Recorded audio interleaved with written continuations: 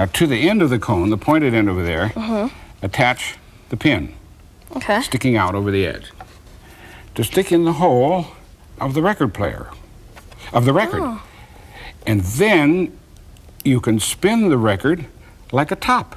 Hold the pin in the groove and listen. Hey, Mr. Wizard, did you hear the news? Lots of new coming to you from Rockin Burgers N Dogs. Hey, Mr. Wizard, thanks for playing along and playing our song for Rockin Burgers N Dogs. Burgers N Dogs. Burgers N Dogs. I would suggest that you not use your best records, but at least you made a record player, and congratulations. Thanks.